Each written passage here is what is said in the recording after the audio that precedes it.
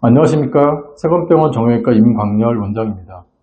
오늘은 우리가 어깨가 아플 때 어깨관절의 통증과 치료에 대해 갖고 있는 오해와 편견에 대해서 살펴보겠습니다. 잘못 알고 있는 것들에 대해서 설명을 드리다 보면 자연스럽게 어깨 치료에 대한 최근의 컨셉에 대해서도 여러분들이 이해하게 될 것 같습니다.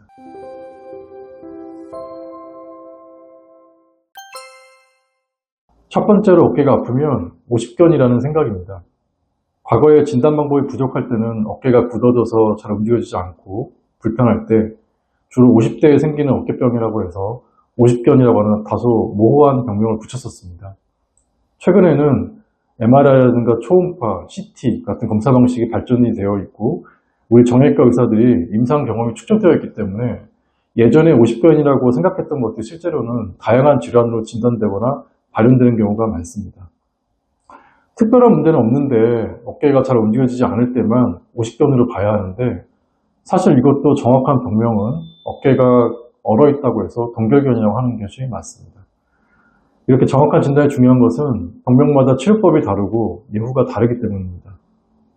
오십견이니까 그냥 좋아질 거라고 무시하게 되면 나중에 치료가 어려워져서 후회하는 경우가 생길 수가 있습니다.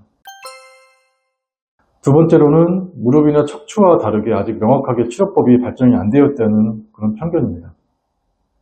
어깨와 팔꿈치를 연구하는 학회를 대한견주관절 학회라고 하는데 다른 학회보다 조금 늦게 설립이 된 건 맞습니다. 그래서 30여 년에 걸쳐서 계속 발전해 왔기 때문에 우리나라의 어깨치료 실력은 세계적으로도 인정받는 수준이 되었습니다. 심줄 염증, 파열, 탈구, 관절염 등의 다양한 질환에 대해서 이제는 어느 정도 정해진 프로토콜이 완성되어 있기 때문에 대부분의 어깨병에 대해서 수술뿐만 아니라 비술적 치료도 어느 정도 완성이 되어 있습니다. 세 번째 편견은 어깨에 문제가 생기면 일단 치료가 어렵고 결과가 좋지 않다고 생각하는 것입니다.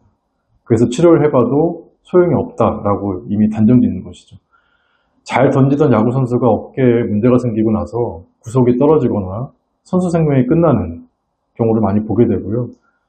주위의 지인들이 수술을 받았다고 하는데 1년이고 2년이고 오랫동안 계속 팔이 아파서 잘 사용하지 못한다든가 하는 것들에 그런 경험들이 제가 있습니다. 그래서 어깨에 문제가 생기면 완치는 안 되는구나 하는 생각을 하게 됩니다. 어깨는 우리 몸에서 유일하게 360도 회전이 가능한 관절이기 때문에 강직과 불안정성 모두가 문제가 되어서 치료 방향을 결정하는 데는 많은 병원이 필요한 건 맞습니다.